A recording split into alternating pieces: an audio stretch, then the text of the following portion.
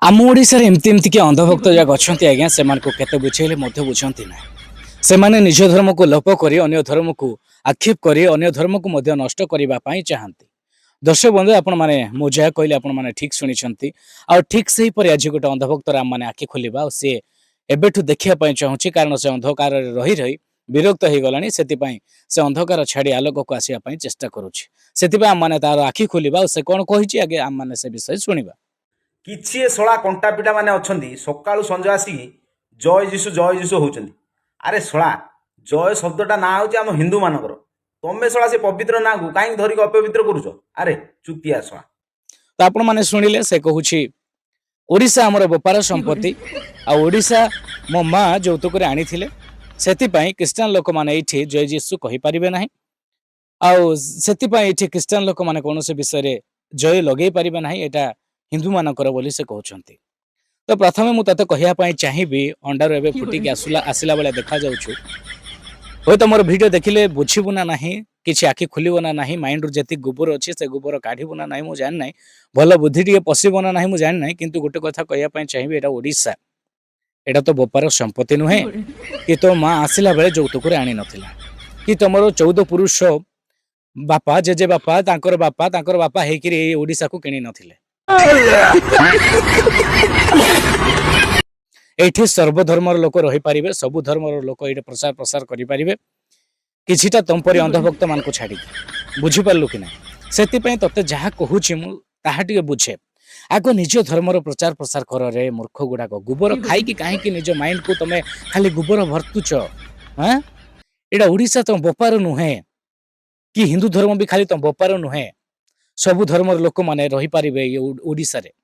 ସବୁ ଧର୍ମକୁ ସମ୍ମାନ ଦେବା ପାଇଁ ଆମମାନଙ୍କ ସମ୍ବିଧାନ କୁହେ। ତମ ଭଳିଆ ଅନ୍ଧଭକ୍ତ ମାନଙ୍କୁ ଆଉ ଗୋବରଖିଆ ମଣିଷ ମାନଙ୍କୁ କିଏ ବା କହିବ? ହଁ, ଆରେ ନିଜ ଧର୍ମର ପ୍ରଚାର ପ୍ରସାର କର, ଅନ୍ୟ ଧର୍ମକୁ କାହିଁକି ଆକ୍ଷେପ କରି କହୁଛ?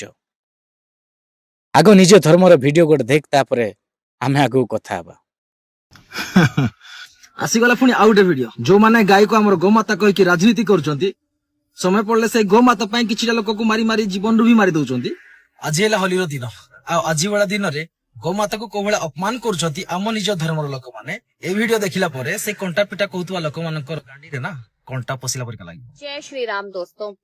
जय श्री राम करने वाले लोग, गाय माता को पूजने वाले लोग यहाँ पर गाय माता को शराब पिलाते हुए नजर आए और होली का त्योहार बताया जा रहा है। कहा जा रहा है कि होली के त्योहार के दिन तो बुरा न मानो होली है कही जाती है, तो अगर किसी को शराब दारू पिलाती जाए तो कौन सी बड़ी बात।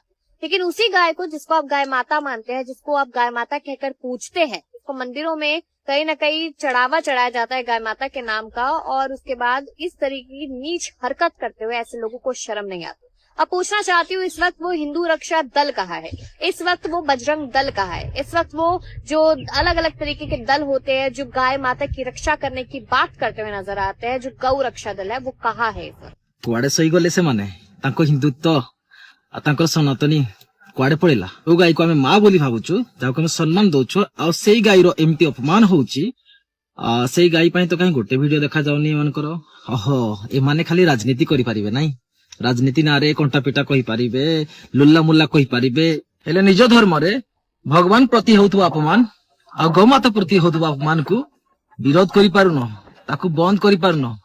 ଆଉ ତମେ କଣ କହୁଛ ଏଠି ହିନ୍ଦୁ ରାଷ୍ଟ୍ର କରିବ? ଆରେ ପ୍ରଥମେ ନିଜକୁ ତ ନିଜେ ସୁଧାରିବାକୁ ଚେଷ୍ଟା କର ନା। ତ ଦର୍ଶକ ବନ୍ଧୁ, ଆପଣମାନେ ମଧ୍ୟ ଏ ଭିଡିଓ ଦେଖିଲେ।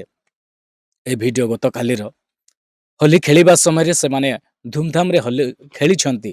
ତା ସହିତ ଏମାନେ ଯୋଉ ଗୋମାତା ବୋଲି କହୁଛନ୍ତି, ସେ ମାତାଙ୍କୁ ମଧ୍ୟ ଜବରଦସ୍ତି ଏମାନେ ମଦ ପିଉଛନ୍ତି। ତ ଏତିକିରେ ଆପଣମାନେ ଗୋଟେ କଥା ଭାବନ୍ତୁ କି ଯେ ଗୋଟେ ମଣିଷକୁ ଏମାନେ ଜିଅନ୍ତା ମଣିଷକୁ ମାରି ଦଉଛନ୍ତି, ଜୀବନରୁ ମାରି ଦଉଛନ୍ତି। ସେଇ ଗୋମାତାକୁ ରକ୍ଷା କରିବା ନିମନ୍ତେ, ମାନେ ଗୋମାତାକୁ ରକ୍ଷା କରିବା ପାଇଁ ବୋଲି ଗୋଟେ ମଣିଷକୁ ମାରି ଦଉଛନ୍ତି। ଗୋଟେ ନିଜ ଧର୍ମ ଛାଡିକି ଅନ୍ୟ ଧର୍ମକୁ ଏମାନେ ଆକ୍ଷେପ କରିକିରି, ଘୃଣା କରିକିରି, ଅପମାନ କରିକିରି ଦଙ୍ଗା ସୃଷ୍ଟି କରାନ୍ତି ସେଇ ଗୋମାତାଙ୍କ ପାଇଁ। କିନ୍ତୁ ଆମମାନେ ଯଦି ଦେଖିବା, ତାହେଲେ ଏମାନେ ନିଜର ଗୋମାତାକୁ ସୁରକ୍ଷା କରିବା ପାଇଁ ଏମାନଙ୍କର ଅକାତ ନାହିଁ। ଆରେ ଯୋଉ ଗୋମାତାକୁ ତୁମେ 33 କୋଟି ଦେବାଦେବୀ ବସବାସ କରନ୍ତି ଗୋମାତାଙ୍କ ଦେହରେ ବୋଲି କହୁଛନ୍ତି, ସେଇ ଗୋମାତାଙ୍କୁ ତୁମେ ମଦ ପିଇବା ପାଇଁ ତମକୁ କିଏ ଅଧିକାର ଦଉଛି? एमती तुम सम्मान अच्छी तुम भगवान प्रति जदि निज धर्म सम्मान ना तुम मानकर अन्य धर्म को कहीं आक्षेप कर कौच कुआडे गल रे तमें सब अंधभक्त जाक गोबरक्षा जाक जेतिकी सब आम ओडिशा रे दंगा सृष्टि करूछ कुआडे गल सब अशोक तपी मिश्र नाली गामुछा हाँ एमती अनेक जो मैंने आज चिंगरी मिंगरी सब आसिक जदि अन्य धर्म को जो मैंने घृणा करूछ अन्य धर्म को दंगा सृष्टि करने ख्रीस्टान लोक मान कंटा पिटा अमक समक कौच आज कुआडे गल तुम मान आखि दुशुनी 33 कोटी देवादेवी को एमाने मद पिउछंती तुम मान दुशुची ना नाई अन्य धर्म को आक्षेप करी कहवा पूर्वर निज धर्म को आगे सजाड़ भाई कौन सी धर्म सस्ता नुहे कौन सी धर्म कौन सी भगवान एठी सस्ता नुहंती सबु भगवान को सम्मान दियो कारण से माने जगत को सृष्टि करछंती